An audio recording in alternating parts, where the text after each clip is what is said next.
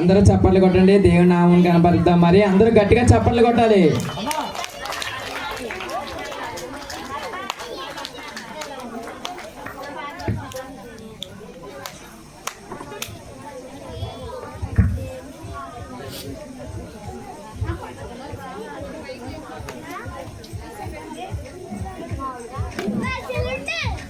హల్లెలూయా, happy Christmas, merry Christmas. నాకు సమయం ఇచ్చారమ్మా.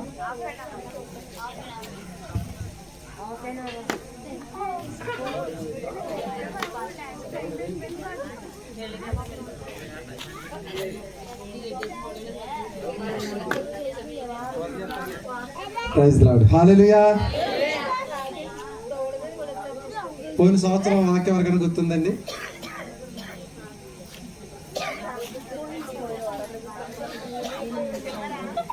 పోయిన సంవత్సరం ఎవరు రాలేదా? నేను వచ్చానా? దూరం అయిపోయి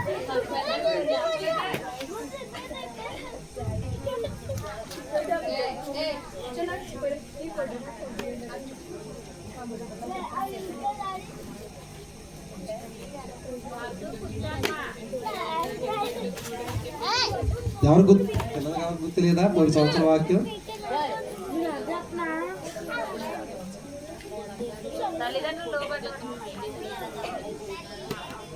తల్లిదండ్రులు ఇవ్వడం కాదే, ఏదో వాక్యం. నా సమయం అయిపోతుంది. తండ్రా, భర్త, లేకపోతే భార్య? తండ్రా, ఉపాసనలో ఉన్నారా? హల్లెలూయా, ఉపాసనలో ఉన్నారు. ఓకే, మంచిది. సమయం లేదు, చిన్న ప్రార్థన చేసుకొని వాక్యలకి వెళ్ళిపోవడం మంచిది. మరి పోయిన సంవత్సరం నాకు ఐడియా లేదు. ఏదైనప్పటికీ నేను ప్రిపేర్ అయిన వాక్యం ఒకటి ఉంది, చూద్దాం. లోకసువార్త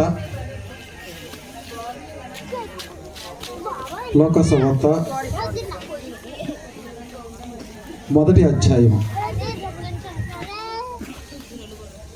27వ వచనం.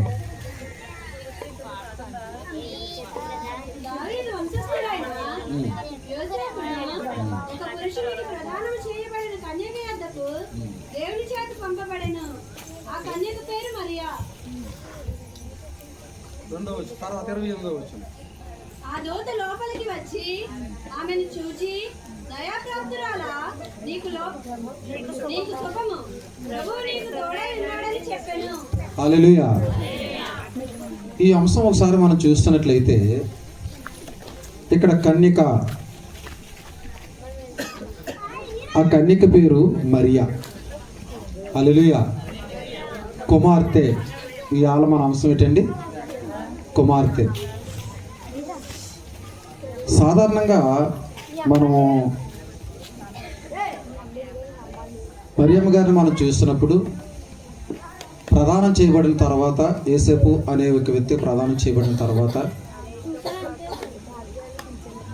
తను పరిశుద్ధాత్మ ద్వారాగా గర్భవతి అవ్వడం మనం అందరూ తెలుసు, అదే మాట్లాడుకుంటూ ఉంటాం. కానీ అక్కడ తనకు ఒక సాక్ష్యం ఉందండి. ఇవాళ ఆ సాక్ష్యం చూసుకుంటున్నాం. కన్యక లేక కుమార్తె. ఒకసారి ఆలోచించండి. పెళ్ళి ప్రదానం చేయబడిన తర్వాత ఒక యవ్వనస్తురాలు, కేవలం నిశ్చితార్థం మాత్రం జరిగింది, ఇంకా పెళ్లి జరగలేదు. కానీ ఈలోగా దూత తమ దగ్గరికి వచ్చి, నువ్వు పరిశుద్ధాత్మ ద్వారా గర్భఫలం కంటావు అని చెప్పినప్పుడు ఆ మరియమ్మ ఎలాగా ఆశ్చర్యపోయి ఉంటుందో, ఎలా మాట్లాడుంటుందో ఒకసారి మనం తెలిసిందే. ఎందుకంటే ఆవిడ అక్కడ తొందరపడినట్లుగా, తన సమస్యల గురించి తను చెప్పుకున్నట్లుగా మనకు అనిపిస్తూ ఉంటుంది. కానీ ఏదైనప్పటికీ తను అక్కడ సిద్ధపడ్డది. ఒక ఆడబిడ్డ ఇలాంటి పరిస్థితులు సిద్ధపడుతుంది అంటే తన తల్లిదండ్రుల దగ్గర నుంచి తను ఏం నేర్చుకుంది. హల్లెలూయా, హల్లెలూయా. మనకు ఆడబిడ్డలు ఉన్నారు. దైవభక్తిలో ఎలా వారు పెరుగుతున్నారు. మరియమ్మ మన అందరికీ ఆదర్శంగా ఉందా, లేదంటే కేవలం మరియమ్మ యేసుప్రభు కనిదాకానే ఆవిడకి మాకు సంబంధం లేదు అని అనుకుంటున్నామా? కొంతమంది మరియమ్మను పూజిస్తారు, అది వేరే విషయం. ఇక్కడ డెనామినేషన్ గురించి నేను మాట్లాడతలేదు, కానీ ఒక సందర్భాన్ని మనం తీసుకోవాలి. దయాప్రాప్తురాల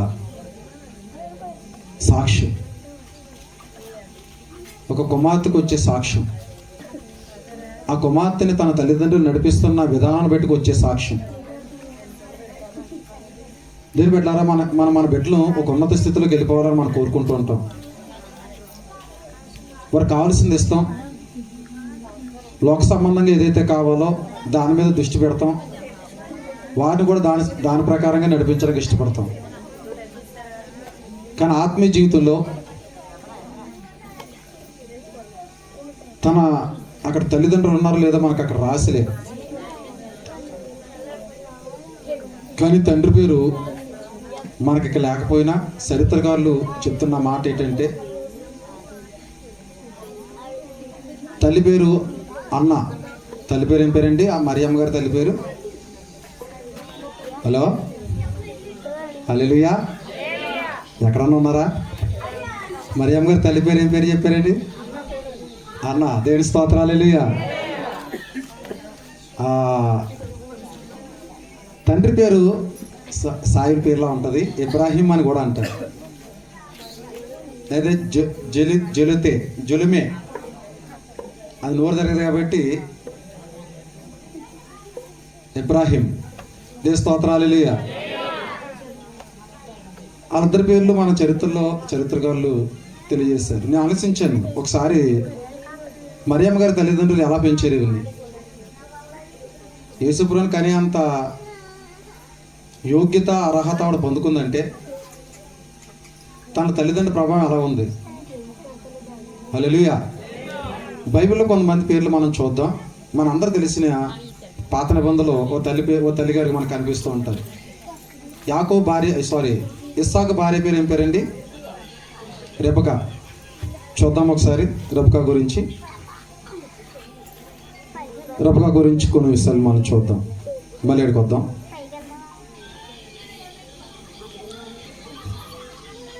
దమస్కు ఎలియాజరు తన అబ్రహాము తన యజమానుడి యొక్క కుమారుడికి వివాహం చేయాలని మరి చూస్తూ ఉన్నప్పుడు 24వ అధ్యాయం అక్కడ రెబకా గురించి అక్కడ వెళ్తున్నట్టుగా అక్కడ రెబకా గురించి కొన్ని చక్కని సాక్ష్యం అక్కడ మనకు కనిపిస్తూ ఉంటుంది. 24వ అధ్యాయం 16వ వచనం. ఆ చిన్నది మిక్కిలి చక్కనిది, చాలా చూడండి, అవి కన్యక సాక్ష్యం. తర్వాత ఇప్పుడున్న టెక్నాలజీలో అప్పుడు లేవు. అంటే తన పైనది తను చేసుకుని వెళ్తుంది, బయటకు వెళ్తుంది, ఇంట్లో కూర్చొని లేదండి. తన కావలసిన నీరు తీసుకురావడానికి ఊరు బయట ఉన్న నూతి దగ్గరికి వెళ్ళి ఆ వాటర్ తీసుకురావడానికి వెళ్తుంది. అంటే బయట తిరుగుతుంది, అందరితో తిరుగుతుంది, కానీ తన క్యారెక్టర్ తను కాపాడుకుంటుంది. తర్వాత చూద్దాం.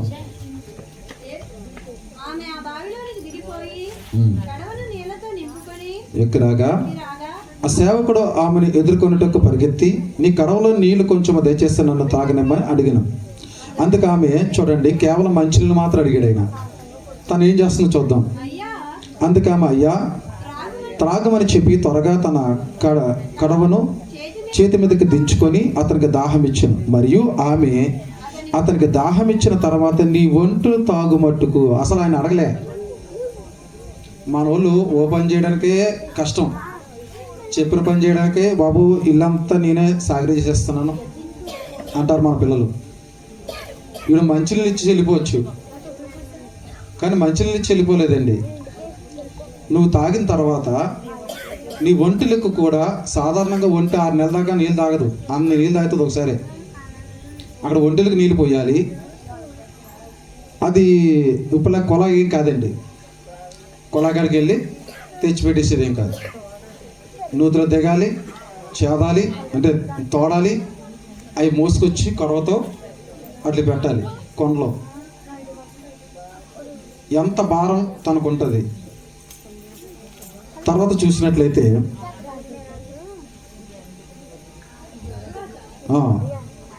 అందుకు ఆమె అయ్యా తాగుమని చెప్పి ఇచ్చిన తర్వాత, మరియు ఆమె అతనికి దాహం ఇచ్చిన తర్వాత, నీ ఒంట్లో తాగుమట్టుకు వాటిని నీళ్ళు చేదు పోసేదని చెప్పి త్వరగా గాడిలో తన కడవ కుమ్మరించి తిరిగి చేదుటకు ఆ బావికి పరిగెత్తుకొని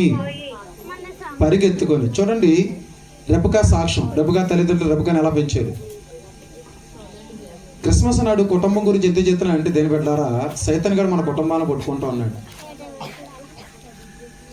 చేయి దాటిపోయిన తర్వాత చేసేదే లేదు. పిల్లలకి అంటాం కండి, రాత్రి కళ్ళం కదండి అంటాం, నిజమే.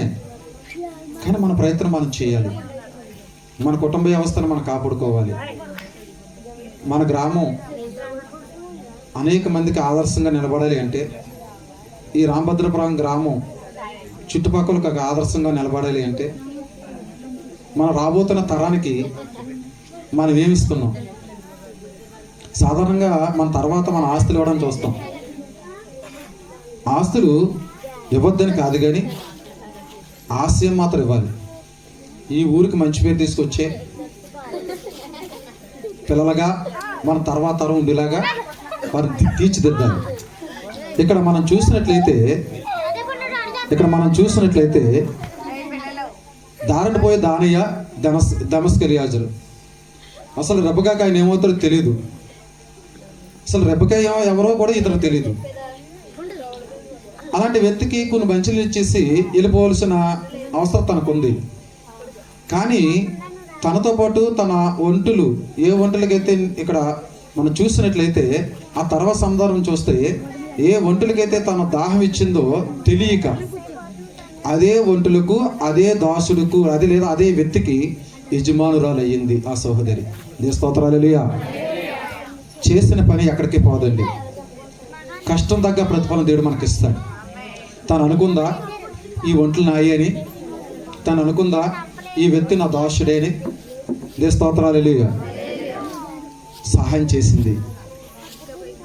అందుగురించి క్రిస్మస్ ఇచ్చుట. క్రిస్మస్ అంటే ఏంటండి? క్రిస్మస్ అంటే ఏంటి? ఇచ్చుట. మీ అందరికీ సెలవుతుందని నాకు తెలుసు, నాకే ఆత్మ, అందుగురించి తీయలేదు. లేకపోతే ఆ పై టోపీ తీసేదని ఇది కూడా తీసేది. స్తోత్రాలు. మైక్ పెట్టుకోవడం బాగాలేదని పీకేసని, అందుగురించి చేతులు కొద్ది సెలవుతుంది. స్తోత్రాలు. మంచిది, చలికాలం సెలవు కదా. రెండోదిగా ఇంకో బిడ్డను కూడా మనం చూద్దామండి. రాజుల 2వ గ్రంథం అనుకుంటా, 5వ అధ్యాయం. రాజుల 2వ గ్రంథం 5వ అధ్యాయం. నీకు తొందరగా వెళ్తా, నాకు ఇచ్చిన సమయం తక్కువ కాబట్టి వివరించడం ఎక్కువ. 5వ అధ్యాయంలో 2వ వచనం కానీ చూద్దామండి. సిరియనులు గుంపులుగా బయలుదేరి ఇజ్రాయేలు దేశం మీదకి పోయి ఉండిరి. వారు అచ్చటి నుండి ఒక చిన్నదాన్ని చెరగొని తెగ అది నయమాను భార్యకు పరిచారము చేర్చుంది. ఇజ్రాయేల్ మాలుగా భూమి మీద నిలబడలేదు. ఎందుకంటే తిరగబడితనం తన తండ్రి నుంచి పంచుకున్నారు. ఇజ్రాయేల్ ఆ పేరులోనే ఏముంది? పోరాడువారు. హల్లెలూయా. అలాంటిది ఒక స్త్రీ దాసత్వానికి వెళ్తుంది, దాసురాలుగా మారిపోయింది. నేను దాసురాలు అయిపోనని చెప్పేసి ఎవడెలా పోతా నాకెందుకు అనుకోలేదు. ఇక్కడ ఏదో చేస్తుంది చూద్దాం. ప్రవక్త దగ్గర నా ఏలినవాడు వాళ్ళను అతడు నా ఏలిన వారికి కలిగిన కుష్ఠరోగమును బాగు చేయునని తన యజమానురాలితో అనెను. 4వ వచనం. నయమాను రాజునొద్దకు పోయి ఇశ్రాయేలు దేశపు చిన్నది చెప్పిన మాటలను అతనికి చాలండి. యజమానులకి న్యాయం చేసే చిన్నదానిగా ఇక్కడ కనిపిస్తూ ఉంది. నన్ను బానిసత్వం తీసుకొచ్చారు, ఇది ఎలా పోతే నాకెందుకు అని తను అనుకోలే. మంచి గుణం ఉన్నవారు ఎప్పుడు కూడా మనం ఎప్పుడు కూడా ఎదటోళ్ళకి మంచి చేయాలి. క్రీస్తు అదే చేశాడు. తనకు సిలువేసిన వారిని తండ్రితో మొరపెడుతున్నాడు. తండ్రి, వీరేమి చేయుచున్నారో వీరు ఎరుగురు గనక వీరు క్షమించు.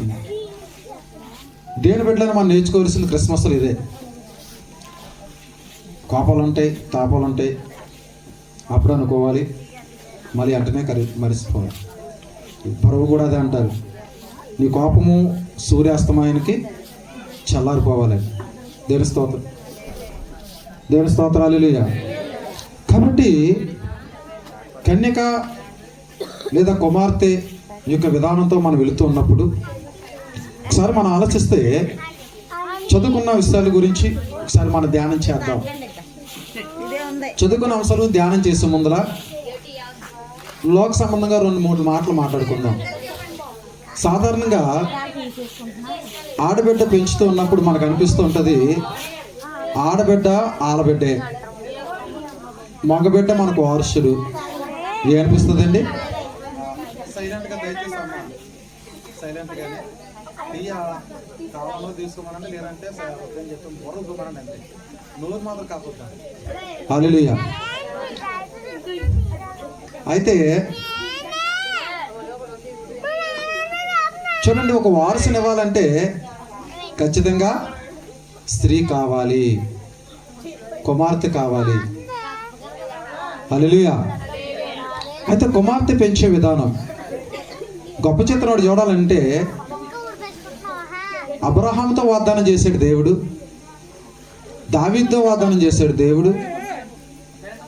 ఓకే, ఈ సంతానం అందరితో వాగ్దానం చేశాడు, నీ వంశంలోంచి నా ఇజ్రాయేలు వాడు లేదా ప్రజలందరినీ కూడా వస్తాడండి, యోధా గోత్రంలో రాజధాని ఉదయిస్తుందండి. కానీ యోధులైన పురుషులు కనలేదండి. యేసుప్రభు రావడానికి ఒక స్త్రీయే కారణం. దేశ స్తోత్రం. హల్లెలూయా, హల్లెలూయా. అది చాలా మంది మర్చిపోతాం. యేసుప్రభు కూడా రావాలి అంటే స్త్రీ కావాల్సి వచ్చింది. కాబట్టి కూతురి చిన్న చూపు చూడాల్సిన పని లేదు. వారసుడని చెప్పేసి పురుషుణ్ణి హెచ్చించుకోవాల్సిన పని లేదు, ఇద్దరు సమానమే. దేవుని స్తోత్రం. హల్లెలూయా. ఇక్కడ చూడండి, కన్యమరియ విషయంలో మనకు వచ్చేసేటప్పటికి తన యొక్క భవిష్యత్ విషయంలో కావచ్చు, తన ఆత్మీయ జీవితంలో కావచ్చు, ఎలా పెరిగిందో, ఎలా ఉందో, ఎలా దేవుడి కొరకు తను సిద్ధపడి ఉందో, మనం ఎన్నో విషయాలు తన నుంచి మనం నేర్చుకోవచ్చు. రెబెకా విషయంలో కూడా ఎలాగా ప్రజలకి లేదా ఆ దేవుని భక్తిలో పెరిగిన ఆ సహోదరి ఎలా తన సాక్ష్యాన్ని నిలబెట్టుకోవాలో, రెబెకా కొన్న సాక్ష్యాన్ని మనం కొన్ని పాయింట్లు మనం నోట్ చేసుకున్నాం. అలాగే ఇజ్రాయెల్ దేశం నుంచి బందీగా పట్టబడిన ఆ చిన్నది తన యజమానుల పక్షాన ఎలా మంచితనం కోరుకుందో, వారి యజమానులు బాగోలని అలా కోరుకుందో మనం అక్కడ చూసాం. కాబట్టి దేని బిడ్డలారా, మన బిడ్డలు కూడా నేర్పరుస్తుంది అదే. వారు స్త్రీలైనా పురుషులైనా పెళ్లిళ్ళు చేసుకొని ఇంటికి వెళ్ళొచ్చు, లేదంటే ఇంకొన్ని తీసుకొని మన ఇంటికి రావచ్చు. వాళ్ళకి ఏం నేర్పుతున్నాం, వారి విధానం ఎలాగున్నారు, దేవుడి బిడ్డలు దేవుడి భక్తి ఎలాగే పెంచారా అన్నట్లుగా ఎట్టి పరిస్థితులు ఉండకూడదు. హల్లెలూయా. మరియా మనందరికి ఆదర్శం, ఎందుకంటే యేసుప్రభు తల్లి అయింది. కానీ మన బిడ్డలు ఆ కోవకి చెందుతున్నారా, ఆదర్శంగా మనకు ఉంటున్నారా, మన బిడ్డలే మనకు ఆదర్శంగా మనం వాళ్ళు పెంచుకుంటున్నామా? ఒకసారి ఆలోచించండి దేని బిడ్డలారా. కాబట్టి కుమార్తె అనే విషయంలో మనం చూస్తున్నప్పుడు మరియమ్మ ఎలాగైతే యేసుప్రభు రావడానికి తన సాక్ష్యం, నేను తన సాక్ష్యం ఎలా మనందరికి ఆదర్శంగా ఉందో ఇస్సాకు జీవితంలో తన తల్లి కోల్పోయి బాధపడుతున్న ఇస్సాక్కి తల్లిలో లోటు భారీగా వెళ్ళి రెపక ఎలా తీర్చిందో, కుష్ఠవ్యాధితో బాధపడుతున్న యజమానుడు బలహీనతను చూసి భరించలేక ఆ యొక్క ఆ సమస్య చూసి తట్టుకోలేక నేను దోసరాలుగా వచ్చి నేను ఎందుకు సాయం చేయాలా అన్న అహంకారం తనలో లేకుండా వారు బాగు కోరుకున్న ఇజ్రాయేల్ స్త్రీని అలా మనం చూసామో, మన బిడ్డలు కూడా దేని బిడ్డలారా వారి ప్రవర్తన అలా మంచిగా ఉంటే, వారి ప్రవర్తన మంచిగా ఉంటే నీ ఇంటికి మంచి పేరు తీసుకొస్తారు, నీ గ్రామానికి మంచి పేరు తీసుకొస్తారు. వారి పట్ల వారి భవిష్యత్తు పట్ల కూడా ఒక మంచి సాక్ష్యం ఉంటుంది. హల్లెలూయా, హల్లెలూయా. ఆలోచించండి, మన పంపకం లేదా వాళ్ళు పెరుగుతున్న విధానం మనం ఖచ్చితంగా ఎప్పటికప్పుడు మనం దృష్టిలో పెట్టుకుంటూ ఉండాలి. బహుశా మనకి అక్కడ రబకమ్మ గారి ఇష్టంలో తల్లిదండ్రులు ఉన్నారు, కానీ ఇక్కడ మరియమ్మ ఎలాంటి సిచ్యువేషన్ ఉన్నప్పుడు తల్లిదండ్రులు ఉంటే తల్లిదండ్రులు చెప్పుకున్నట్టుగా అక్కడ కనిపించను, కానీ లేరని మనం అనుకుంటాం, కానీ లేరని మనం అనుకుందాం. కానీ బంధువుల ఇంటికి వెళ్ళినప్పుడు బంధువులు కూడా యెజబెలు తనకు ఎంతగానో సహాయం చేసినట్లుగా మరియమ్మ తన బంధువుల పక్షాన నుండి, ఒకప్పుడు మనం చెప్పుకున్నాం యేసేపు ఎందుకు మరియమ్మను అనుమానించాడని. ఆ ఎలిజబెత్ గర్భవతి అయినప్పుడు మరియమ్మ 3 నెలలు అక్కడ ఉంది ఎలిజబెత్తో. అందు గురించి యేసేపు గారు అక్కడ మరియమ్మ గారిని అనుమానించినట్లు మనకు కనిపిస్తుంది. దేవ స్తోత్రాలు, హల్లెలూయా. కానీ దేవుడు దూత ఎప్పుడైతే వచ్చి యేసేపు గారితో మాట్లాడిందో వెంటనే తన తప్పు తను తెలుసుకున్నాడు. దేవ స్తోత్రాలు, హల్లెలూయా. ఆలోచించండి, సాక్ష్యం ఎక్కడికి పోదు. మనం పెరిగిన వాతావరణం మనకి ఎప్పుడు కూడా మంచి తీసుకొస్తుంది. ఆ వాతావరణం మనం అనుకూలంగా మార్చుకోవాలి. హల్లెలూయా. చూడండి, ఇంత చలి, మీరు అందరూ ఇక్కడ ఉన్నారు, చలి ఎక్కువగా ఉన్నారు, నాగలా కోట్లు వేసుకున్నారు, చలి లేదనుకున్నారు, మామూలుగా ఫ్రీగా ఉన్నారు. దేవ స్తోత్రాలు, హల్లెలూయా. కానీ అంత చలినా దేవుని మహిమపరుస్తున్నారు. దేవ స్తోత్రాలు, హల్లెలూయా. మీకు ఎంత ఇబ్బందిగా ఉన్నా దేవుని మహిమపరుస్తున్నారు. దేవుని స్తోత్రాలు, హల్లెలూయా. అయితే చివరిగా ఒక మాట మీకు చెప్తాను. మరియమ్మ గారిలోంచి మనం నేర్చుకోవాల్సింది కుమార్తె యొక్క లక్షణాలు. సాధారణంగా మరియమ్మ తల్లి గురించి చూస్తారు, తల్లి కొంచెం పక్కన పెట్టండి.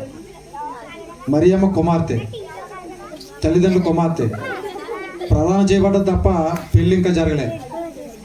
అంటే ఆవిడ ఇంకా కుమార్తె, ఇంకొకరి తల్లిదండ్రుల కుమార్తె, కానీ ఎలాంటి సిచ్యువేషన్ భరాయించింది ఆవిడ. దేవ స్తోత్రాలు, హల్లెలూయా.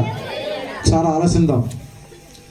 కాబట్టి దేని బిడ్డలారా, ఏదైనా ఒక కార్యక్రమం జరగాలి అంటే చూడండి, ఈ స్టేజ్ వేస్తారు కావచ్చు, మీ ఫంక్షన్ ఇంకా బోలం కార్యక్రమాలు ఉన్నాయంటున్నారు ఇంకా మా పెద్దగారు, ఇవన్నీ జరుగుతున్నాయంటే మీ ప్రోత్సాహం లేకుండా, మీ ప్రార్థన లేకుంటే ఇదంతా జరగదు. ఎన్నో రోజుల నుంచి మీరు చేస్తున్న ప్రార్థన, ఎన్నో రోజుల నుంచి మీరు భారంతో చేస్తున్న ప్రార్థన అర్థంగా పోలేదు. తనకు రావలసిన ఘనత మహిమ వేరే చంద్రని అన్నారు. అది ఒక సంవత్సరం ఒక మాట ఉంటుంది కదా, గొడవలతో చెప్పారు కదా, దేవదత్తులు చెప్పినప్పుడు ఆయన ఒక మాట అంటారు, సర్వోన్నతమైన స్థలములో దేవునికి మహిమయు, ఆయనకి ఇష్టమైన మనుషులకు భూమి మీద సమాధానము ఎప్పుడు ఉంటుందంట. దేవ స్తోత్రాలు, హల్లెలూయా. ఈ కార్యక్రమం ద్వారా దేవునామం మహిమ కలగాలి. ఆయన బిడ్డలైన మనందరికీ, ఈ గ్రామంలో ఉన్న ప్రతి ఒక్కరికి కూడా, నా సంబంధం లేదు ఉన్నవారు కూడా దేవుని కృప వారి మీద ఉండి వారు దీవించబడాలి, ఆశీర్వదించబడాలి. మరియమ్మ గారిలో నేర్చుకున్నట్లుగా ఇక్కడ ఉన్న మన బిడ్డలే కాదు, మన గ్రామంలో ఉన్న ప్రతి ఆడబిడ్డ కుమార్తె కాబట్టి మంచి మనసుతో, మంచి సాక్ష్యంతో వారి జీవితం పట్ల, వారి తల్లిదండ్రుల పట్ల, వారి బంధువుల పట్ల ఒక మంచి సాక్ష్యాన్ని పొందుకొని ఆదర్శవంతంగా ఉండాలని, అలా దేవుడు ఆ చిన్న కుమార్తెలను ప్రభు తన కృపలో వాడుకోవాలని మనస్ఫూర్తిగా కోరుకుంటూ, నాకు ఈ అవకాశం ఇచ్చిన దేవాది దేవుడికి మొట్టమొదట కృతజ్ఞత చెల్లించుకుంటూ ఈ అవకాశం ఇచ్చిన దైవజనులకు అలాగే మా సంఘ పెద్ద గారికి మీ అందరికీ నా హృదయపూర్వకమైన వందనాలు. చిన్న వాక్యం దేవుడు దీంచాక. Hallelujah, hallelujah, hallelujah. Happy Christmas, merry Christmas, happy Christmas. Okay, మంచిది. దేవుని యొక్క వాక్యాన్ని ఎంతో చక్కగా మనకు వివరించినటువంటి అన్ని కూడా చప్పలు కొట్టి మనందరం మరొకసారి అభినందన తెలియజేద్దాం. హల్లెలూయా. కొద్ది నిమిషాలు దేవుని యొక్క వాక్యాన్ని మనం విందాం. హల్లెలూయా. ఈరోజు క్రిస్మస్ అనగా ఏంటనే విషయాన్ని మనం గమనిద్దాం. క్రిస్మస్ అని ఇంగ్లీష్లో ఎన్ని అక్షరాలు ఉంటాయి చెప్పండి ఎవరైనా? లెక్క పెట్టండి. 7. ఎవరయ్యా మీ పాటర్ గారు? 9 7 ఒక్కొక్కటి చెప్పు ఒకసారి.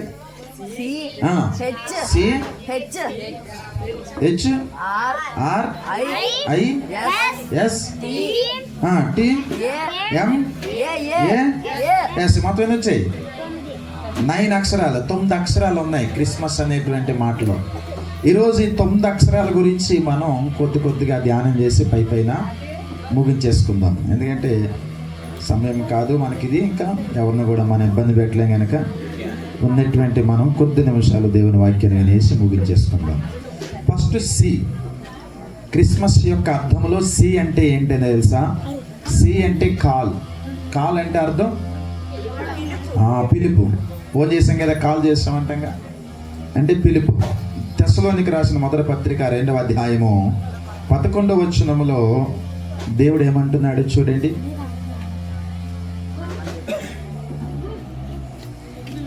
కాల్ 1వ తెస్సలోనిక 2వ అధ్యాయము 11వ వచనం ఏమనుంది అమ్మా? మొదటి తెస్సలోనికి రాసిన పత్రిక 2వ అధ్యాయము 11వ వచనం. తన రాజ్యమును మహిమను పిలుచుచున్న దేవునికి తగినట్లుగా మీరు నడుచుకోవాలని మేము మీతో ప్రతి వారిని హెచ్చరించుచు ధైర్యపరచుచు సాక్ష్యం ఇచ్చుచు తండ్రి తన బిడ్డల ఎడ్ల నడుచుకునే రీతిగా మీలో ప్రతి వారిని ఎడ్ల మేము నడుచుకుంటామని మీకు తెలియను. హల్లెలూయా. దీనికి ఇక్కడ ఏమని చెప్తున్నాడు? మానవుడిని దేవుడు ఏం చేస్తున్నాడంట? పిలుస్తున్నాడు. మానవుడిని దేవుడు ఏం చేస్తున్నాడు? పిలుస్తున్నాడు. అందుకని కాల్. ఎందుకు ఈ లోకానికి యేసు ప్రభు వచ్చారు? ఎందుకు నిజమైన క్రిస్మస్ అంటే అర్థం ఏంటో తెలుసా? దేవుడు మనల్ని పిలడానికి ఈ లోకానికి వచ్చారు. ఏ పిలుపుకి మనం దూరం అయిపోయామో ఏదైనా తోటలో మరలా తిరిగి అదే పిలుపులోకి మనం అందరం రావాలని దేవుడు ఏం చేస్తున్నాడు? మనందరినీ కూడా ఆయన పిలుస్తున్నాడు. హల్లెలూయా. అందుకనే క్రిస్మస్లో మొట్టమొదటి అక్షరం ఏంటి? సి. సి అనగా కాల్. కాల్ అనగా మానవుల్ని దేవుడు పిలవడానికి లోకంలోకి ఆయన వచ్చారు. హల్లెలూయా. మరి 2వ అక్షరంలోకి మనం వెళ్దాం. రెండోది ఏంటి? హెచ్. హెచ్ అంటే హీల్. హీల్ అనగా అర్థం ఈగల్, బాగుపడడం. హల్లెలూయా. చూద్దాం లూకా రాసిన సువార్త 4వ అధ్యాయము 18వ వచనం. నేను టైం లేదు కనుక పైన చెప్తున్నాను. మరొక అవకాశం ఉన్నప్పుడు ఎప్పుడైనా దీనికోసం బాగా వివరిద్దాం.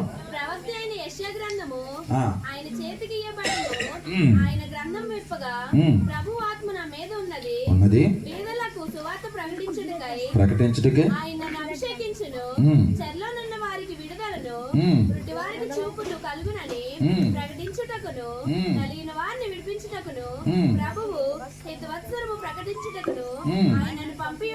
హల్లెలూయా. ఇక్కడ ఎన్ని విషయాలు దేవుడు చెప్తున్నాడు. దేవుడు ఎందుకు పంపాడంటే ఆయన ఇక్కడికి బీదలకు సువార్త ప్రకటించడం, చెరసాల్లో ఉన్న వారికి విడుదల, గుడ్డి వారికి చూపు, నలిగిన వారికి విడుదల. ప్రభు మనందరికి హితవత్సరం. హితవత్సరం అంటే హిత అంటే మంచి, హితబోధ అంటాం కదా. మంచి బోధ అంటే శ్రేష్టమైన బోధ, అద్భుతమైన బోధ అని అంటాం. అట్లాగే హితవత్సరం అంటే శుభాలిచ్చే సంవత్సరం. దేవుడు మనకి ఈ సంవత్సరం శుభాలిచ్చే సంవత్సరంగా ఉండాలి. ఆమేన్. మంచి సంవత్సరం. అయ్యో గడిచిన రోజుల్లో ఈ బాధలు ఈ కష్టాలు పడ్డామని కాకుండా ఈ సంవత్సరం నుంచి మనం మంచి సంవత్సరం, నాకు దేవుడు మంచి ఆశీర్వాదాలు ఇచ్చాడు, మంచి దీవెనలు ఇచ్చాడు, మంచి ఆరోగ్యాలు ఇచ్చాడు, మంచి స్వస్థతలు ఇచ్చాడు, మంచి కార్యాలు నా కుటుంబంలో దేవుడు చేశాడని మనం ఇది యుతవత్సరం అనగా స్వభావం ఇచ్చేటువంటి మంచి సంవత్సరం మనందరికీ దేవుడు ఇవ్వాలని ఏం చేయాలి? ప్రార్థన చేయాలి. అందుకని అక్కడ చెరసాల ఉన్న వారికి విడుదల, గుడ్డు వారికి చూపు, అంటే దీనికి ఏం చేస్తారంటే ఆయన నలిగిన వారిని విడిపించడం, బాగు చేయాలి. ఎన్నిటి అర్థం ఏంటంటే బాగు చేయడం. దేవుడు ఈ లోకంలోకి రావడం గల కారణం ఏంటంటే మనందరినీ ఆయన బాగు చేయడం కొరకే వచ్చాడు. హల్లెలూయా. మనందరి కోసం ఎందుకు వచ్చాడు ఆయన? మన బ్రతుకులను బాగు చేయడం కోసం, మన జీవితాన్ని బాగు చేయడం కోసం, మన కుటుంబాలను బాగు చేయడం కోసం, మనకున్న ప్రతి అవసరతలో ఆయన ఉండి ఏం చేస్తున్నాడు? మనల్ని బాగు చేస్తూ, మన బాధలన్నీ ఆయన మీద వేసుకొని, మన శిక్ష అంతా ఆయన మీద వేసుకొని, మన భారం అంతా ఆయన మీద వేసుకొని, మీ చింత యావత్తు నా మీద వేయుడి, నేను మీకు మీ చింతలన్నీ తీరుస్తాను అన్నాడు ఆయన. హల్లెలూయా. కనుక ఇట్లా దేవుడు మనందరినీ బాగు చేయడం కోసం యేసు ప్రభువు వారి లోకంలోకి వచ్చారు. అదే నిజమైన క్రిస్మస్ అంటే. హల్లెలూయా. 3వ అక్షరం ఆర్. ఆర్ అనగా రెడీమ్. రెడీమ్ అంటే విమోచన. రెడీమ్ అంటే అర్థం మత్తయి 20:28 ఒకసారి చూడండి.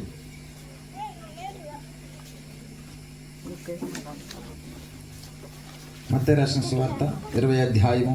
అలాగే మనుష్య కుమారుడు పరిచారం చేయించుకున్నట్టుకు రాలేదు గాని పరిచారం చేయుటకును అనేకులకు ప్రతిగా విమోచన క్రయధనముగా తన ప్రాణమును ఇచ్చుటకును వచ్చునని చెప్పెను. హల్లెలూయా. ఎందుకు వచ్చాడంట? విమోచన. విమోచన అంటే ఇప్పుడు పశువులు ఉంటాయి సంతలో, తాళ్ళుతో బంధించబడి ఉంటాయి. ఆ బంధించబడినటువంటి పశువులు మనం ఏం చేస్తాం? డబ్బులు పెట్టి ఆ వస్తువు మనం కొనుక్కుంటాం, అంటే ఆ పశువులు మనం కొనుక్కుంటాం. కొనుక్కున్న తర్వాత దాన్ని ఏదైనా చేసే హక్కు మనకు ఉంటుంది. దాన్ని తోట తీసేసి వదిలేయచ్చు, లేకపోతే దాన్ని తోట పట్టుకొని మనం కూడా మన ఇంటికి తీసుకెళ్ళిపోవచ్చు. అంటే విడుదల అంటే వేరే వ్యక్తి దగ్గర నుంచి విడుదల. ఈరోజు మనల్ని కూడా దేవుని బిడ్డలారా సాతానుడు మనందరినీ బంధించేశాడు. ఏదైనా తోటలో మనిషిని బంధించేశాడు. అందుకని బంధించినటువంటి మనిషి నుంచి దేవుడు విడుదల కలగ చేయడం కొరకు ఈ లోకానికి వచ్చాడు. హల్లెలూయా.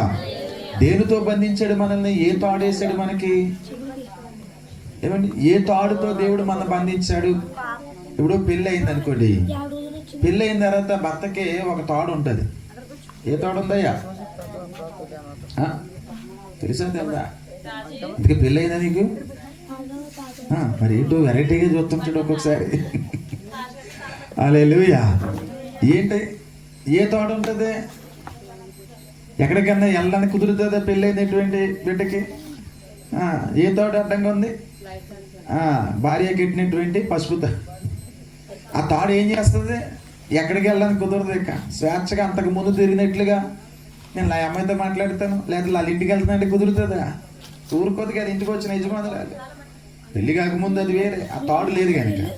ఎప్పుడైతే తాడు అడ్డంగా ఉందో వీరికి, భార్య భర్తలు ఇద్దరికి, ఇంక అక్కడి నుంచి ఇంక వారి యొక్క స్వేచ్ఛ జీవితం ఆగిపోయినట్టే. హల్లెలూయా.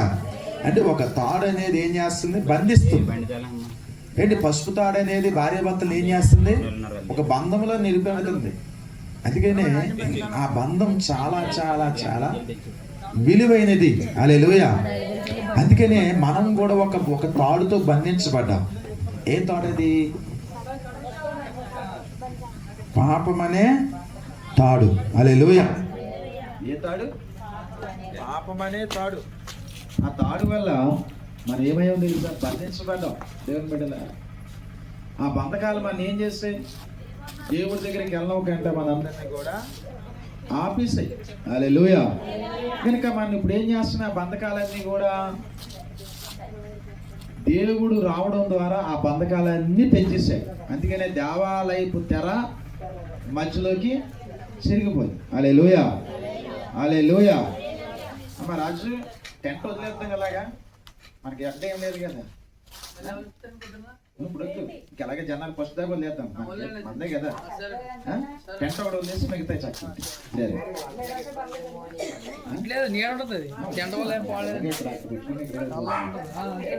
ఆయాలు ఇప్పుకున్నాం. జనాలు ఫస్ట్ మిగతా అంటే ఒక చోట చక్క. దేవుడికి స్తోత్రం. హల్లెలూయా.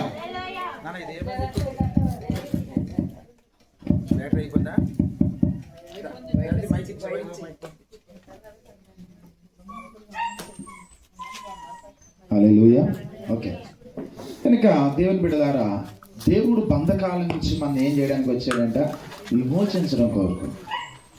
పాపం అనే బంధకం ఏం చేసిందంటే మనిషిని బంధించేసింది ఏదైనా తోటలో. అందుకని ఆ పాపం వల్ల మనకి ఏమొచ్చింది? పాపం వల్ల వచ్చే జీతం ఏంటో తెలుసా మీకు? మరణం. రోమారాసిన పత్రికలో మనం చూస్తాం కదా, 6:23లో ఏమంటాడు? ఏలయనగా పాపం వల్ల వచ్చే జీతం మరణం, కానీ క్రీస్తు ద్వారా వచ్చే కృపావరం ఏంటి మనకి? ఏ జీవం? నిత్య జీవం. హల్లెలూయా. అది నిత్య జీవాన్ని దేవుడు మనకి, అది చెట్లు కూడా కనుక ఆ నిత్య జీవాన్ని దేవుడు మనకి ఇవ్వడం కొరకు ఈ లోకానికి వచ్చాడు. హల్లెలూయా. ఓకే, 4వ మాట త్వరగా వెళ్ళిపోదాం. 5ఆ 4ఆ? ఐ అంటే ఇంపార్ట్. ఇంపార్ట్ అంటే ఇంపోర్ట్ అంటే దిగుబడి. ఇంపార్ట్ అంటే జీవం ఇవ్వడానికి. హల్లెలూయా. ఇంపార్ట్ అంటే జీవం ఇవ్వడానికి. ఇంపార్టెంట్ అంటే ముఖ్యమైనది. చూడండి, ఒక్క అక్షరంలోనే అంటే ఒక్క పదంలోనే కొన్ని చిన్న చిన్న అక్షరాలు తేడా వస్తే ఆ పిలుపుని బట్టి దాని అర్థమే మారిపోతుంది. హల్లెలూయా. ఇంపార్టెంట్ అంటే దిగుమతి చేసుకోవడం. ఇంపార్టెంట్ అంటే చాలా ముఖ్యమైనది. ఇంపార్టెంట్ అంటే జీవం ఇవ్వడానికి. హల్లెలూయా. కనుక దేవుని బిడ్డలారా, జీవం ఇవ్వడానికి యేసు ప్రభువారి లోకంలోకి వచ్చారు. అందుకని యోహాను రాసిన సువార్త 10వ అధ్యాయము 10వ వచనం. బాబు ఎక్కడ కనపడలేదు, ఎప్పుడు వెళ్ళిపోతుంది ఇది? దొంగతనమును అది అదేదో ఒకసారి ఎక్కడో చూశాను. సినిమా వాళ్ళు వచ్చి మీ ఇంట్లో దొంగతనం చేసినట్టు ఉంటుంది, దొంగతనం కదా మళ్ళీ తెచ్చేస్తామంటారు కదా, అలా కూర్చొని ఉంటారు, మొత్తం దోచేస్తుంటారు. అట్లా మన వాళ్ళు ఏం చేస్తున్నారండి? ఒకటి మంచిది, ఎందుకంటే సమయం ఆదా చేస్తున్నారు. దేవుడికి స్తోత్రం. హల్లెలూయా. ఓకే, కనుక దొంగతనమును హత్యను నాశనము చేయడానికే తప్ప కానీ మరి దేనికి రాడు. మరి యేసు ప్రభు ఎందుకు వచ్చారంటే గొర్రెలకు జీవము కలుగుటకును అది సమృద్ధిగా కలగడానికి నేను వచ్చిందని మీతో నిశ్చయముగా చెప్పుచున్నాను. హల్లెలూయా. సరే, యేసయ్య ఎందుకు వచ్చాడు ఈ లోకంలోకి? నిత్య జీవం ఇవ్వడం కొరకు, సమృద్ధి జీవం ఇవ్వడం కొరకు. ఆయన జీవం ఇవ్వకపోతే ఎప్పుడో మన ఆత్మలు ఎండిపోయింది. దేవుని బిడ్డ ఏమండి, ఆయన జీవజల ఓట మనం తాగకపోతే, దేవుని వాక్యాన్ని మనం తినకపోతే మన ఆత్మలు ఎప్పుడో అపవాది బంధించేసి మన ఆత్మలు. ఈరోజు ఎలా ఉందామంటే దేవుని వాక్యం మనం ఏం చేస్తుంది? బ్రతికిస్తుంది. హల్లెలూయా. నీ వాక్యమే నన్ను బ్రతికించేది. నిజంగా ఆ వాక్యం కనుక మనకు లేకపోతే ఈ పాటికి మనందరం కూడా ఏమైపోతుంది. ఈరోజు ఇక్కడ మనలో చాలా మంది దేవుని వాక్యం వల్ల కూడా బ్రతికే వాళ్ళు ఉన్నారు, వాక్యం వల్ల కూడా బలపరచబడిన వారు ఉన్నారు, వాక్యం వల్ల ఆదరణ పొందుకున్న వారు ఉన్నారు. ఏమంటే ఆ వాక్యం ద్వారా తన జీవితాల్లో మన జీవితాల్లో అద్భుతాలు చూసిన వాళ్ళు కూడా ఉన్నారు. వాక్యం మన పరిస్థితిని కూడా మార్చేసినటువంటి సందర్భాలు ఉన్నాయి. ఆ వాక్యం లేకపోతే ఏమైపోదు అంటారు? ఈరోజు మనం ఇవన్నట్లు కోల్పోతాం. అందుకనే దేవుని వాక్యం మనందరినీ కూడా ఏం చేస్తుంది? జీవముని ఇచ్చేలా మన బ్రతికిస్తుంది. ఇలా ఉందామంటే దేవుని వాక్యం వల్లే మనం విన్నాం. ఆ వాక్యం లేకపోతే ఈరోజు మనలో ఎంత ఎనర్జీ ఉండకపోదు. ఏమండి, ఆ వాక్యం మనలో జీవాన్ని ఇస్తుంది. హల్లెలూయా.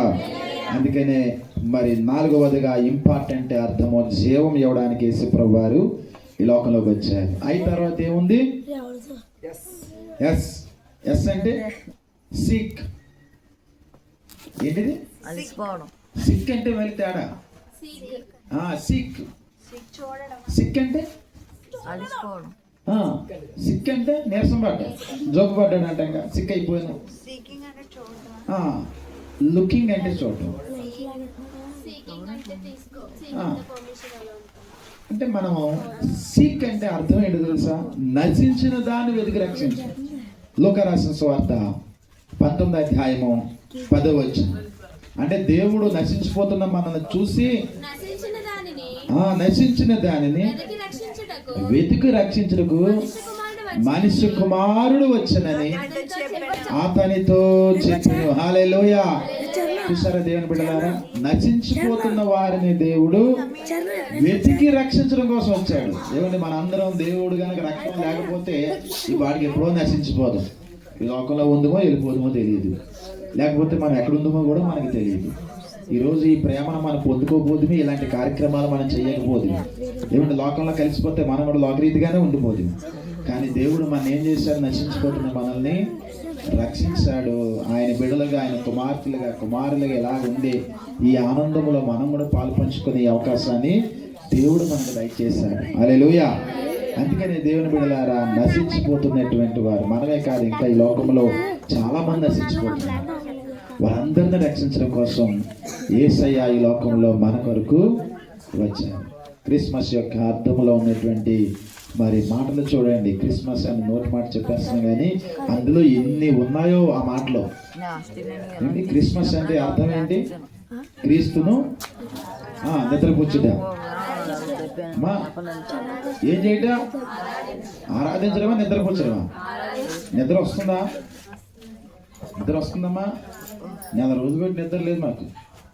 రాత్రి కొలిమేరిలో చలి, లోపల ఒక చొక్కా వేసుకున్నాను, నాకు చొక్కా లోపల ఒక బనీలు వేసుకున్నాను. ఈ రెండాట్ల మధ్యలో మళ్ళీ ఇంకొకటి వేసుకున్నాను. అది కాక మళ్ళీ రైన్ కోట్ ఒకటి వేసాను, అది కాక ఒక దుప్పటి వేసాను, అది కాక ఒక రొగ్గు కప్పుకున్నాను. ఇన్ని కప్పుకున్నా సలాగలే. ఎన్ని వేసుకున్నాను లెక్కెట్టారా? 4 మధ్యలో చాలా ఉన్నాయా? విన్నామా? బనీలు, షర్టు, ఒక ఉన్నతో చేసినటువంటి ఒక బనీలు, దానిపైన రైన్ కోటు, దానిపైన ఒక దుప్పటి, దానిపైన మళ్ళా గడ్డ వేసుకుంటాం కదా, రగ్గు ఊనలే పెద్ద దుప్పటి ఉంటుంది కదా, 6x6 పెద్ద దుప్పటి. అది ఇట్లా మొత్తం ఇది నేర్చుకున్నా చాలా ఆగలే. అక్కడ అవ్వబోతే ఇక్కలాగే 1 గంట 2 అయితే దేవుని బిడ్డలేదా, ప్రతిరోజు కూడా ఏదో కార్యక్రమం అయినప్పుడు కూడా దేవుడి కోసం ఇంకా ఇలాగా ఇక్కడికి వచ్చే ముందు కూడా నేను ఆల్రెడీ మన పేటలో పిలిస్తే వాళ్ళు వాక్యం చెప్పడానికి అక్కడికి వెళ్ళి ఒక అరగంట సేపు వాక్యం చెప్పొచ్చు. హల్లెలూయా, హల్లెలూయా. కనుక దేవుని బిడ్డలారా, మరి దేవుని వాక్యం కొరకు మనం ఎప్పుడు కూడా ఏం చేయాలి? ఇలాగా ఎదురు చూస్తూనే ఉండాలి. ఆ వాక్యం కొరకు మనం ప్రయాసపడాలి. ఎందుకంటే వాక్యం మనం ఏం చేస్తుంది? బ్రతికింపజేస్తుంది. నశించిపోతున్న వారిని వెతికి రక్షిస్తుంది. ఆ వాక్యం మనందరినీ కూడా, ఎక్కడెక్కడో ఉన్నవాళ్ళు మనందరం, ఎక్కడో పుట్టినవారు మనం, కానీ దేవుని వాక్యం మనందరినీ రక్షించి ఈరోజు మనందరినీ ఒకే కుటుంబంగా చేసింది. హల్లెలూయా. ఈ కుటుంబంలో తల్లులు ఉన్నారు, తండ్రులు ఉన్నారు, అన్నలు ఉన్నారు, 2 అక్కలు ఉన్నారు, చెల్లెళ్ళు ఉన్నారు, పిల్లలు ఉన్నారు, పెద్దవారు ఉన్నారు, తాతలు ఉన్నారు, మామలు ఉన్నారు. అన్ని బంధాలు మనకి ఎక్కడ ఉంది? ఇప్పుడు సంఘంలో ఉన్నాయి. హల్లెలూయా. ఉన్నాయంటారు, లేవంటారు? సంఘంతో నాకు పని లేదు, నేను ఒక్కరిదాన్ని ఇల్లు వచ్చేస్తానంటే కుదురుతుంది. సంఘంలో ఎన్ని ఉన్నాయి బంధాలు? మన కుటుంబ వ్యవస్థలో ఉన్నాయి అన్నీ కూడా మన సంఘంలో మనకు ఉన్నాయి. అన్ని రకాలైనటువంటి పిలుపులు కలిగిన వారు మనకు చాలా మంది ఉన్నారు మన సంఘంలో. హల్లెలూయా. అవునా? అన్నలు అయ్యే వాళ్ళు ఉన్నారు, చెల్లెలు అయ్యే వాళ్ళు ఉన్నారు, అక్కలు అయ్యే వాళ్ళు ఉన్నారు, అవునా? తండ్రులు అయ్యే వాళ్ళు ఉన్నారు, తల్లి అయ్యే వాళ్ళు ఉన్నారు. ఏమిటి లోకంలో లేరని మనం బాధపడాల్సిన పని లేదు. ఇన్ని రకాల బంధాలు. మరి పిల్లలు అవి చూసి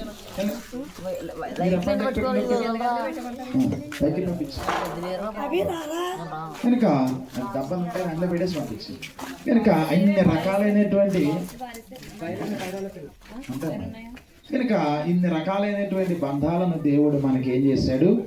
అనుగ్రహించాడు. గనక దేవుడికి మనం వందనాలు చెప్పాలి. హల్లెలూయా. ఇంత గొప్ప సంఘాన్ని దేవుడు మనకి ఇచ్చినందుకు దేవుడికి వందనాలు చెప్పారా? ఎప్పుడైనా ప్రభా, తల్లి లేకపోయినా తల్లి లోటుని సంఘంలో తీర్చు, తండ్రి లేకపోయినా తండ్రి లోటుని సంఘంలో తీర్చు, నాకు బంధువులు లేకపోయినా సంఘంలో కొంతమంది ఆత్మీయ బంధువులు ఇచ్చావు. ఎప్పుడన్నా ఇలాంటి అవకాశం ప్రభా నాకు దేవాన్ని ఇచ్చినందుకు నీకు వందనాలు ప్రభా అని చెప్పారా? నీ పక్కన ఉందామని అడగండి. నువ్వు ఎప్పుడైనా నీకు లేనటువంటి బంధం సంఘంలో ఇచ్చినందుకు నువ్వు దేవుడికి వందనాలు చెప్పావా అని అడిగారు? నీ పక్కన ఉందామని అడగండి ఒకసారి. అడిగారా? అడిగారా? మరి ఉన్నాయా లేవా మనకి? మరి అడిగారా? ప్రభా ఇంత బంధాలు నాకు ఇచ్చావు, లోకంలో ఇవన్నీ ఉన్నాయా లేకపోయినా నాకు ఇంత మంచి బంధాలు కలిగినటువంటి మనుషులు నాకు అప్పగించు. దేవుడు మంచి సంఘాన్ని ఇచ్చాడని మేము ఎప్పుడు కృతజ్ఞత చెప్పుకుంటాం. చెప్తున్నారా? దేవుడికి స్తోత్రం. ఇంటికి ఇచ్చే ప్రభా, ఈ పనికిమాల సంఘాలు నన్ను ఎందుకు పెట్టావు ప్రభా? ఈ మనుషులందరూ ఎలా ఉన్నారు, ఈ మనస్తత్వాలు ఎలా ఉన్నాయి, వీళ్ళకి నాకు సంబంధం ఏంటి, నా లెవెల్ ఏంటి, నా విధానం ఏంటి, నన్ను ఇక్కడ తీసుకొచ్చి పడిసే బాబా అని కదా అంటున్నారు. ఎప్పుడన్నా అనకండి. మన సంఘం చాలా మంచిది, మనందరూ మంచి వాళ్ళు. కనుక ఇలాంటి మంచి సంఘం ఎక్కడ ఉండదు ఈ ప్రపంచంలో. నిజంగా అంత మంచి ప్రార్థన పరులు ఉన్నారు, విశ్వాస పరులు ఉన్నాం. ఎవరైనా కష్టంలో ఉంటే వారి కోసం ప్రార్థన చేసే, అసలు వాస్తవానికి ఈరోజు ఈ కూటమి ఎక్కడ జరగకూడదు, అక్కడ జరగాలి. కానీ ఎక్కడైతే జరిగింది, అర్థం చేసుకునే మనస్తత్వాలు మనలో చాలా మందికి ఉన్నాయి. కనుక ఒక వ్యక్తి బాధలో ఉంటే వాళ్ళని ఇబ్బంది పెట్టకూడదు అనే మనసు మనలో ఉంది. కనుక దేవుని బిడ్డలారా ఇక్కడ జరుగుతుంది ఈ కూటమి. హల్లెలూయా. అంటే ఇంత మంచి సంఘాన్ని దేవుడు మనకి ఇచ్చినందుకు దేవుడికి మనం ఏం చేయాలి? వందనాలు చెప్పుకోవాలి. హల్లెలూయా. నాకు ఏ బంధం లేదని ప్రభువా నేను ఏడ్చాను, ఆ బంధాన్ని, ఆ బంధుత్వాన్ని నువ్వు సంఘము ద్వారా నాకు తీర్చినందుకు నీకు వందనాలు ప్రభువా అని మనం ఏం చేయాలి? దేవుడికి వందనాలు చెప్పాలి. హల్లెలూయా. హల్లెలూయా. మనము ధ్యానించినటువంటి ఇప్పుడు దాకా ఎన్ని ధ్యానం చేసాం? అయిపోయామ్మా? అంటే ఎన్నవి? 5 అయిపోయా? 5 అయిపోయాయి. ఏంటంటే అవి చెప్పండి ఒకసారి.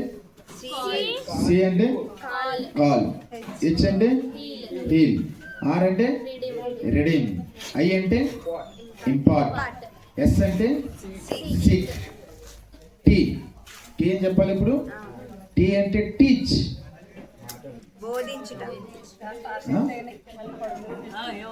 టీచ్. మార్క్స్ వార్త 1:8 ఉంటుంది చూడండి. మనం టీచ్ అంటే తెలుసుగా మనందరికి, టీచింగ్, టీచర్. టీచర్ ఏం చేస్తాడు? విద్యార్థులకు బోధిస్తాడు. దైవజనుని కూడా ఏమంటారు తెలుసా? బోధకుడా. తెలుసా మీకు? యూదులు దైవజనుని ఏమంటారు తెలుసా? రబ్బీ. ఎప్పుడైనా విన్నారు ఈ మాట? రబ్బీ అంటారు. యూదుల యొక్క సమాజంలో ఉన్న వాళ్ళందరూ కూడా బోధకుని రబ్బీని అంటారు. అంటే రబ్బీ అంటే అర్థం బోధకుడా. మనం కూడా ఏం చేయాలి? దైవజనుడు అంటే రబ్బీ, రబ్బీ అంటే బోధకులు. దేవుడికి స్తోత్రం. పాఠం మీరు కూడా లాగేస్తున్నారు వైర్లు. దేవునికి స్తోత్రం. హల్లెలూయా. కనుక బోధకుడు ఏం చేశారంట? చదవండి. 1:8.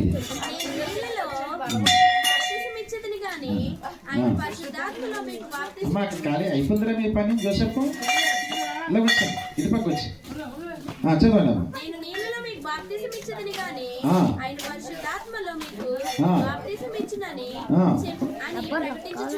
హల్లెలూయా. అమ్మా వంట ఏం చదివేశావు కదా? నేను నీళ్ళల్లో బాప్తిసం ఇచ్చాను కానీ మీకు ఆయన వచ్చి ఏం చేస్తాడు?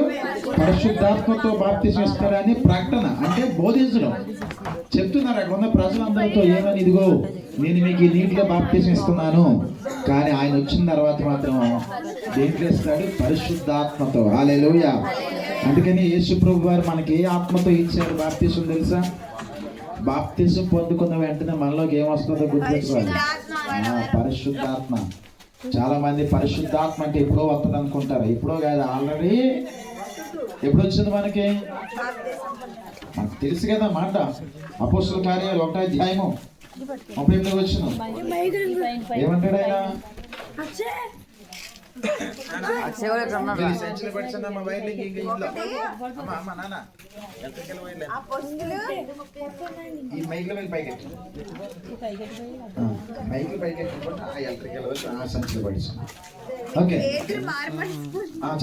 పాపక్షమాపణ నిమిత్తము ప్రతివాడి యేసుక్రీస్తు నామమున బాప్తిసము పొందుడి, అప్పుడు మీరు పరిశుద్ధాత్మను వరము పొందుదురు. ఏమంటున్నాడు? మళ్ళీ చదవండి అమ్మా. పేతురు మారు మనసు పొంది పాప క్షమాపణ నిమిత్తము ప్రతివాడు యేసుక్రీస్తు నామములో బాప్తిసం పొందుడి, అప్పుడు మీరు పరిశుద్ధాత్మ అనే వరం అప్పుడు పొందుకుంటాం. హల్లెలూయా. ఇప్పుడు పొందుకుంటాం మనం బాప్తిసం పొందినప్పుడు, మారు మనసు పొంది పాపక్షమాపణ బాప్తిసం పొందితే అప్పుడు పరిశుద్ధాత్మ మనలోకి వస్తుంది. అంటే వచ్చిన ఆత్మ మళ్ళీ బయటకు పోద్దా?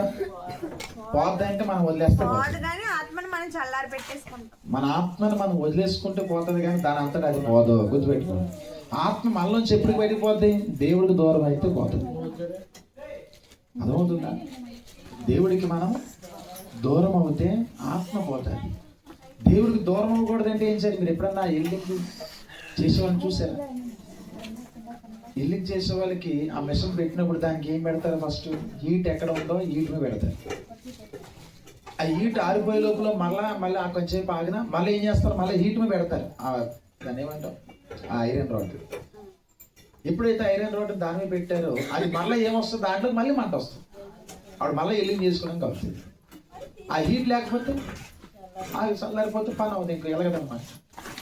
అందుకని మనలో కూడా పరిశుద్ధాత్మను మనం చల్లారి చేసుకోకూడదు. పరిశుద్ధాత్మను ఎప్పటికప్పుడు మనం ఏం చేయాలంటే వాక్యం ద్వారా ఏం చేయాలి? ఇలాగ మనము పురుకొల్పుకోవాలి. హల్లెలూయా. అందుకనే ప్రతిరోజు దేవుడితో మనం గడపాలి. ఏమంటే ఒక్కరోజు వీటి తగ్గిందంటే దాని ప్రభావం కూడా తగ్గిపోతుంది. వారం రోజులు వాక్యం వినకపోతే దాని ప్రభావం కూడా తగ్గిపోతుంది.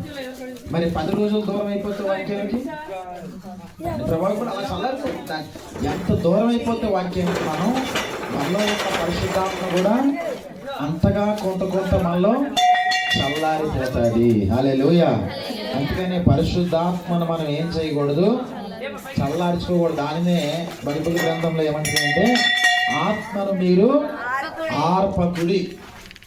మరి ఆర్పేస్తున్నామా? నాకు చెప్పండి నాన్న, నేను ఇంకా వెనకలేను అడిగే హెత్తుంటాను. దేవుడికి స్తోత్రం. హల్లెలూయా.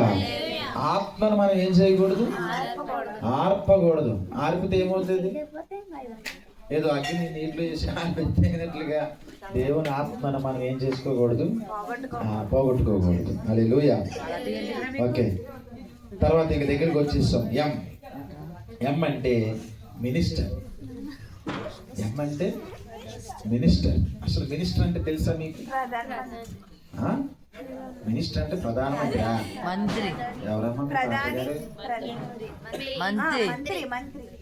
పిఎంకి, సిఎంకి, మినిస్టర్కి.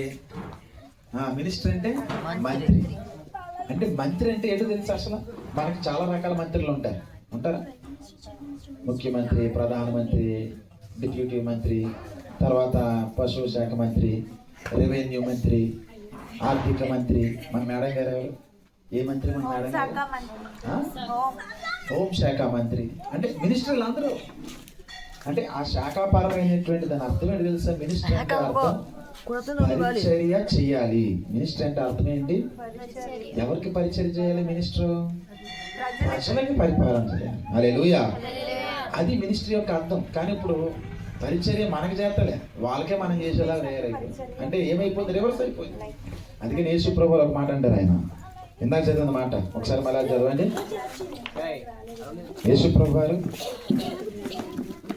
పరిచర్య చేయడానికి వచ్చారా, చేయించుకోవడానికి వచ్చారా? అంతా చదివాం కదా. మత్తయి 20:28లో నేను పరిచర్య చేయడానికి రాలేదు కానీ అదిగో పరిచారం చేయించుకోవడానికి రాలేదు కానీ పరిచర్య చేయడానికి ఆయన వచ్చారంట. హల్లెలూయా.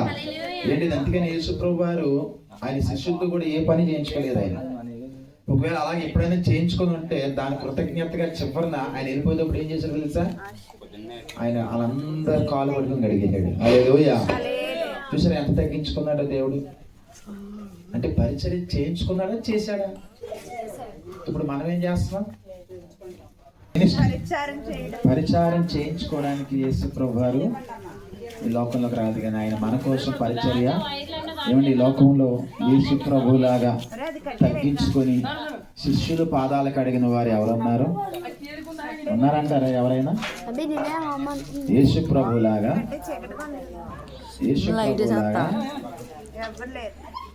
అలాంటి స్థితిలో ఉన్న వాళ్ళు అంటే అర్థమైందా మీకు? దేవుడి స్థానంలో ఎవరైనా సరే వాళ్ళ శిష్యుల పాదాలు కడిగినారు ఉన్నారు. ఎక్కడైనా లేరు. కానీ మనకి మన దేవుడు ఉన్నాడు. అంటే ఎంత తగ్గించుకున్నాడు చూసారు? అది మినిస్టర్ యొక్క అర్థం.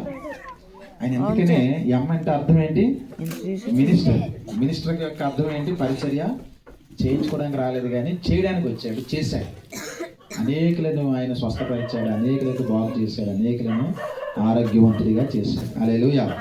చివరికి వచ్చేసాం, ఇంకొక 2 ఉన్నాయి. తర్వాత ఏంటి? ఎమ్మ తర్వాత ఏ. ఏ అంటే అబాలిస్. అబాలిస్. ఏ అంటే అబాలిస్ అంటే అర్థం ఏంటి? అబాలిస్ అంటే అమ్మా దాన్ని తీసేయడం అంటాం కదా, అందులోంచి తీసేయడం, ఎలిమినేట్ చేయడం. అంటే దేన్ని తీసేసేయడానికి వచ్చాడు యేసు ప్రభు వారి లోకంలోకి? హల్లెలూయా. 1 యోహాను 3:5 చదవండి. యేసు ప్రభు ఎందుకు వచ్చాడు? అబాలిస్ అంటే తీసేయడం. ఏం తీయడానికి వచ్చాడు? చదవండి నాన్న, తీసేయండి. అంటే ఆ బాక్స్ తీసేయండి. పాపములను తీసివేయుటకై. దేని తీసేయడానికి వచ్చాడంట? పాపములను తీసివేయుటకై. పాపము నుండి తీసివేయడం కొరకు నేను ప్రత్యక్షమాయనని మీకు తెలియను. హల్లెలూయా. దేనికోసం వచ్చాడంటే? పాపమును తీసివేయడానికి ఆయన ప్రత్యక్షమైందండి. చూసారా ఎంత గొప్ప దేవుడో దేవుని బిడ్డలారా. అమ్మ వెనకాల ఎవరంటే ఎదురుకు వచ్చాయంటే లైట్ ఉంది కదా ఇక్కడ, ఎలికి వచ్చాను. ఎదురు చైర్ కూడా ఖాళీ ఉంది. మీరు కింద కూర్చున్నట్టున్నారు, వచ్చండి అమ్మ. సరే అయితే దేవుడికి స్తోత్రం. ఓకే, కనుక పాపములు తీయడానికి యేసు ప్రభు వారు లోకానికి వచ్చారు. అందుకనే మన అందరి పాపాలు తీసేసి మనందరిని పరిశుద్ధం చేశారు.